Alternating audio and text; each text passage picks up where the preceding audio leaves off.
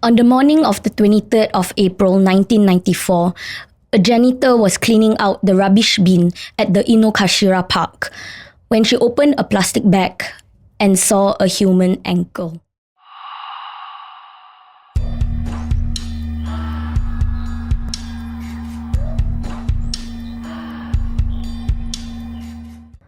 Welcome to Can You Solve It Asian Crime Case edition on Syok Podcast, where we talk more about the unsolved cases in Asia and talk more about the theories behind them. My name is Abigail and today we have Jay here with me. And we will be covering a case, a dismemberment case that happened in Japan.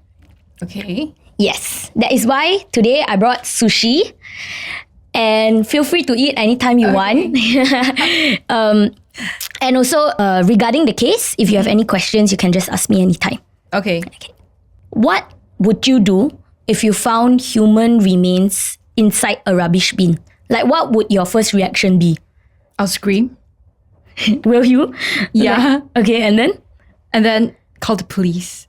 Yeah, right. This is the normal people will do what? I think for me is I will not know what to do first, and then I will call my dad. I feel like I will call my dad before I will call the police. Just, I don't know. I feel like in every emergency situation, I will always call my dad first. So that's probably what I would do first. Okay. And the reason why you scream is because you want to get the attention of people, is it? It's not like, oh my god, what is this? It's like, can anybody come help? Okay. Yeah, something like that. Got it. So the case actually happened in the Inokashira Park, west of Tokyo on the 23rd of April 1994. It happened in the morning, right? So that morning, a janitor was actually cleaning out the rubbish bin and she saw a bag, so a plastic bag that had holes at the bottom. I'm not sure whether you know, in Japan, there are actually like plastic bags with hole at the bottom to drain the water out. Ah. Yeah. Clever invention. Yes, yeah. So she found a plastic bag with holes at the bottom and she thought that it was filled with fish because it had like a very weird smell. Like, the raw fish. Raw fish kind of smell. Okay, I think that's what she smelled. So when she opened it, it wasn't fish, but what she saw was different body parts of a human being. So there's a few bags of that. Yes, there is. So in total, there was actually 24 bags of human remains, including 2 hands, 2 feet, a right shoulder, and an ankle with pieces of flesh. Right? She alerted the authorities as soon as she found the first bag. And the place was surrounded by investigators. So it was closed up and all the investigators came. And I think the thing that weirded me out the most, or the thing that I feel is the most chilling, is that the pieces of meat was actually cut into 20 cm by 30 cm. So it's all the same size. What? So the killer or killers actually cut everything into the same size, and they actually cut through the muscle to remain like the same. So it's hard to cut through the bones too though. Yeah, but because they want to keep everything the same size, they cut through everything. They cut through the hardest muscle and everything like that. Oh my. Yeah. Something to note is that, you know, the rubbish bin at the park was actually also 20 by 30 cm. So it's the same size as the plastic bags, which means whoever who put it inside the bin, like purposely wanted it to fit exactly, like perfectly inside the rubbish bin. And the head, the torso, and the genitals were actually never found. So until now, they still don't know where those parts are. But do they know who is the one who died? Yeah, so later on, when during the investigations, they will actually find who the victim was. But for now, when they were going through, because like I said, they found the hands and the feet, right? Yeah. But actually, all the fingerprints were actually all scraped off. Like the killers scraped all the fingerprints off. So initially they couldn't identify who the victim was because there was no head also, nothing, right? Yeah. And that was where the investigations started. So during the investigations, it was actually determined that there was no physical battery. So what physical battery means that there was no like assault on the body. No one hit the body, tie the body, strangle the body, nothing of that. And there was also no drugs found on the body. So how did the person die? No one knows. That was where the investigation continued, right? And another thing is that the body's blood. So you know when people cut you up, obviously there's blood, right? Yeah. When you cut meat, there's blood that comes out. But there was no blood at all. All the blood was like washed away. It was drained. There was no blood at all. And you basically, the killer or killers had a very sick plan to wash away all the blood, right? Although there was no blood left, there was actually a bit of internal bleeding left at the muscle on the rib, which indicates, this part is so chilling, but this indicates, right, internal bleeding indicates that the body was actually cut up when the victim was still alive. What? Yeah. So imagine if you're alive now and someone just cuts your flesh into pieces, right? Like cut through your bone while you're still breathing and alive. I cannot imagine how bad the pain must have felt. Yeah. And although most of the fingerprints were unidentifiable, some of the parts, I think they found like still a bit of fingerprint left. So what the police managed to do was they managed to identify 3 days later, they managed to identify the victim as Mr. S. Mr. S. Yes. Is 35-year-old Seichi Kawamura. He was actually an architect and he was living around the area of Inokashira Park. Right?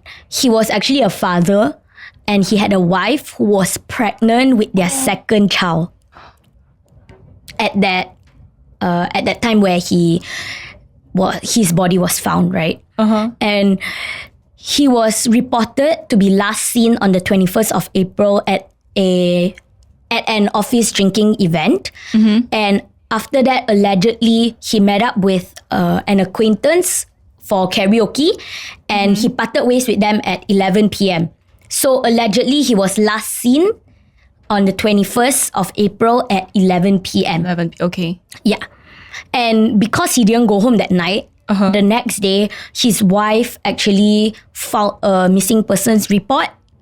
The next day? The next morning, Okay. on the 22nd. So his body was found on the 23rd, right? On the 22nd, in the morning, his wife filed a missing persons report.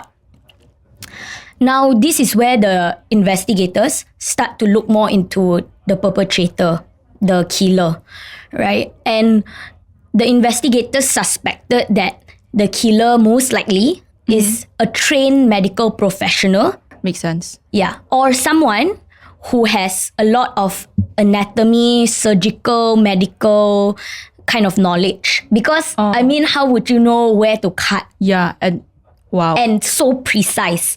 It's because the pieces that was cut into were very precise and very uniform. I feel like if you can imagine Legos to be stacked, I feel like it kind of is like the that. bed can be stacked. Yeah, it's so sick. It's so sick to the stomach. And another thing is also that there was no effort made to cut the body at the joints, right, where it's a bit more soft. So, you know, some parts of your body, your muscles, some parts is a bit more soft, some parts is a bit more tougher. Yeah. But he didn't like cut into the soft part. He just went straight through. Like the easiest way to cut is the joint place. Probably, yeah. They just cut. Yeah, he just cut through. They or yeah, whoever just cut through. Okay. Because it's very hard to cut through human flesh or human body is so hard to cut through. Yeah. So it was suspected that it was cut by an electric saw. Electric saw. But they also suspected that they used a blunt knife together with the electric saw. I don't know how it works. And it was also alleged that the way the plastic bags were tied, right? Yeah. It was actually it's not a normal way to tie a plastic bag. It's the kind of knots where you tie if you're a fisherman, or if you're a chef, or if you're a medical personnel. Oh, when they do their surgeries, kind of tie? Yeah, you know when like after they throw everything, then they want to tie and throw it outside. So why is it special? Why this kind of tying methods is special, right? Is because these kind of tying methods actually prevent the odor, the smell, and also the moisture from leaking out. Oh my God. Okay.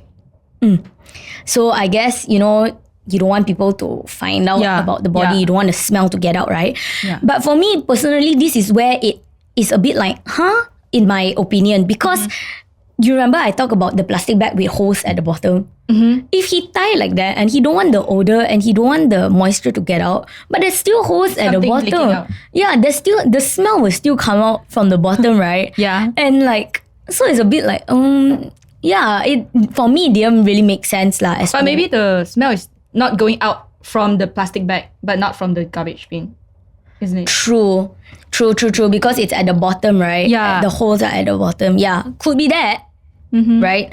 So, as the case progressed, there was actually witnesses that came forward and claimed that they saw two men beating up someone who looked like Seichi, Mr. S. Mr. S. Okay. They saw two men that looked like they were beating up this That guy. person lah who looked like Mr. S.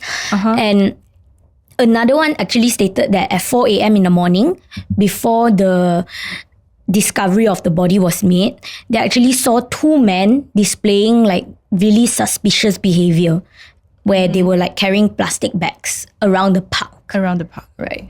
So that was one of the claims from the witnesses. Another one was that this is a bit more popular and a bit more well known, is that one of the witnesses actually said that they heard a very loud sound on the 22nd of April. So he went missing on the 21st, right? Yeah. So they heard a very loud sound on the 22nd of April, which sounded like a car crash. When is the time? What is the time? In the morning, so very early morning. So he parted ways at 11 p.m. on the 21st. So it could be before, it could be during that time, midnight to the early morning of 22nd, right?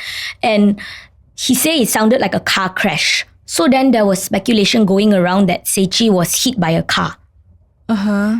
And in order to cover up the crime, the person who committed or the person who crashed into Seichi might have, tried and hide his body by cutting it up and stuff like that to cover his crime lah. So that they don't have the car accident reported lah.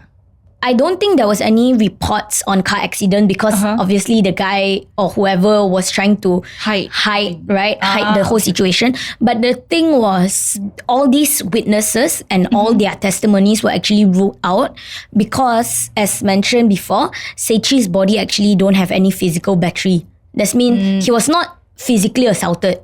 So, right? Because there was no bruises, there was no cuts, nothing. Yeah. So, it doesn't make sense if he got hit by a car or if he was beat up by the men. Right? And in conclusion to that was that the investigators actually in total for this case, they investigated 37,000 people. They questioned 37,000 people, but ultimately because there was no evidence, nothing, it couldn't lead them to any perpetrator. And they didn't manage to find anyone. Right. So for this case, actually initially it garnered a lot of Japanese media attention. So, because I think it's very rare to hear people cut up pieces of human body, and some more it's very precise and uniform, like blocks like that, right? Yeah. You don't hear that very often. It sounds like planned murder. Exactly. So initially, their attention was so focused on this case. But actually just 3 days later, there was a crash that happened. The China Airlines Flight 140 actually crashed. So because of that, all the media's attention actually diverted to that incident instead. And although there were still investigators present working on this case, for another 11 months actually. But most of the officers and the investigating team had to investigate another case that happened called the sarin gas attack on the Tokyo subway. And that was the following year, so 11 months later, which also meant that there was very few people left working on this case. Okay. So finally in 2009, on the 23rd of April, 15 years after the murder happened, the statute of limitations expired. So what I mean by that, right, is that even though if someone managed to find who the killer is, the killer cannot be charged with murder anymore because the statute of limitations have expired on the case. And the worst part is that on 2010, the statutes of limitations pertaining to murder and crimes resulting in the death of persons was actually abolished. So meaning that, but it was only abolished for the cases after 1995. Meaning that any case that happened after 1995, if until now you manage to find a killer, we still can charge the killer. But cases that happened before 1995, you cannot. And Seichi's case happened in 1994. No. So he barely missed the mark. Yeah. And it's very heartbreaking to see that justice cannot be served. Alright. So now let's look into the theories behind this whole case. It was said that it could have been someone close to him, someone who know him and stuff like that. So what the police did, right, was actually the police looked into everyone around in his social circle. So friends, families, colleagues, everyone. And they questioned everyone. But the most they got was they thought that it was the wife. Because what happened was, remember the wife reported him missing? Yeah. But the wife reported him missing very early the next morning. It's not usually when you report or usually missing persons report, you can only report it after 24 hours, right? Because, you know, sometimes they might be somewhere out and stuff like that. But it wasn't even 24 hours and she reported it already. So they found that a bit suspicious, like, how come you know and stuff like that, right? But what the wife's justification was, it was that Seichi would always come home. He will never not be at home at night. So it was a bit unusual for him not to come home. That's why she immediately reported him the next day. Okay. There's no evidence too, right? There was no evidence also on the wife.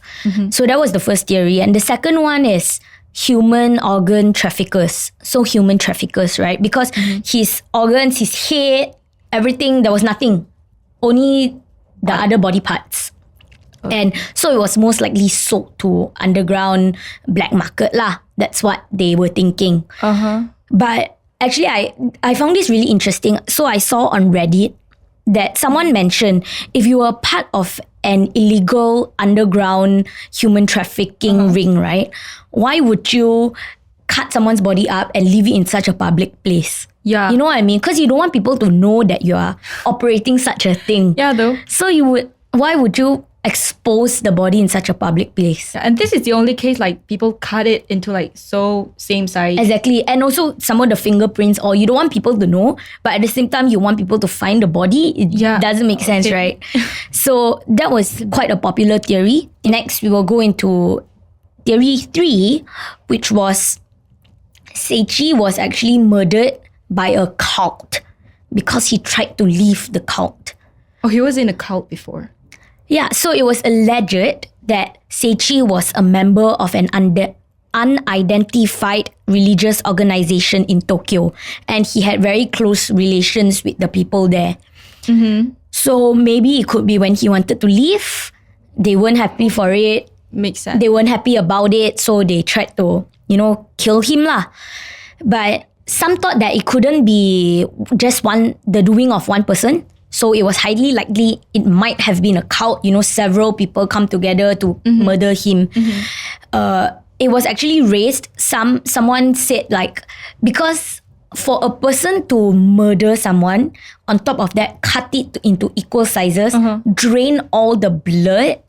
Yeah. It is very hard for a person who is mentally sane to be doing such a thing. And in quite a short time though. It's Yeah. quite short, right? For me, I will feel very nauseous. I feel like I will vomit. Yeah. Right? It's like, what to do? I don't know what to do. It's a normal human reaction if you are cutting. For me, at least, if I'm cutting meat, I already feel very girly already. Yeah. What more if you're cutting a human body, right? So it could be people from the extreme part of the cult, right? Their minds are already controlled by the cult, so they don't have a sense of their own and they decided to commit this crime. But there was no concrete evidence that he was ever part of a cult. So it was just a theory that was stated lah. Okay. So last one is the most popular theory, and it was a mistake of identity. And what I mean by that is, during that time, Seichi actually had a neighbor who looked a lot like him. And let's call him Mr. K. Okay. So Mr. K has actually been mistaken as Seichi many times. So people would go up to Mr. K and be like, hey, hi Seichi. Oh, because he looks alike. They look alike. Okay. So, and at that point of time, Mr. K was actually doing business around the Inokashira Park. So he was holding his businesses and stuff like that. But there was a lot of competition from foreign street vendors. So there was people coming in trying to start up their own businesses as well. And Mr. K wasn't happy about it. So he would find ways to chase them out. I don't know, get them to leave lah, basically. I mean, he wants his business to prosper, right? He don't want their business to do well. So he would chase them out and everything like that. But one of the foreign vendor that he tried to chase out turned out to be part of an unspecified foreign criminal organization. Okay. And because of that organization tried to get rid of Mr. K. Oh, so this is the most popular. Yes, this is the most popular theory. So Mr. K, in order to hide from this organization, he went to different places to sleep for the night. So he was never in that area anymore. He would one day stay in a hotel, next day stay somewhere else to just hide from this organization. So after he saw the news about Seichi's death, he came to the realization that, maybe I was the intended target. Because remember, he looked like Seichi. They look alike. Yeah. So it could be the organization Mistaken him. saw Seichi and thought he was Mr. K and killed him instead. Right? But Mr. K's claims actually remained unidentified. So we don't know whether is it true, was there actually a criminal organization? We don't know. So these are the 4 theories that amongst other theories, these are more popular ones. So what do you think? What do you think about the case? Do you have any theories of your own, or who do you think the killer or killers are, and maybe what were their motives?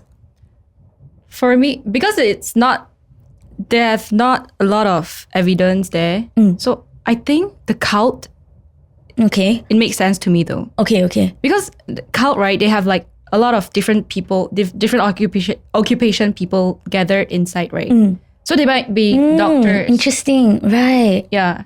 Right, I never thought of that.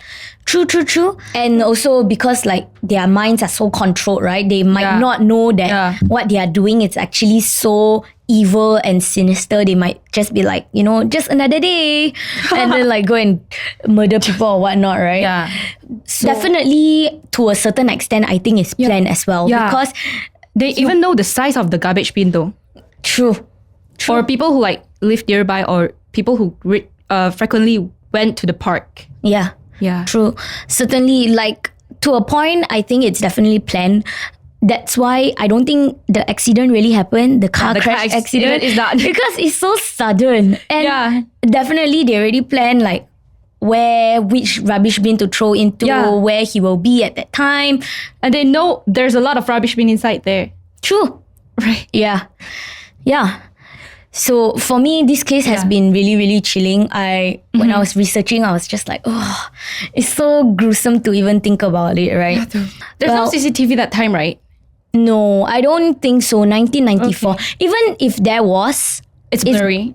It's gonna be blurry. it's probably going to be blurry. And also, I think because it happened in a park, I don't think there were many CCTVs at a park during that time. Even now, I don't think there's a lot of CCTVs in a park. Yeah. As the statutes of limitations expired in 2009, till this day, the case has still not yet been solved.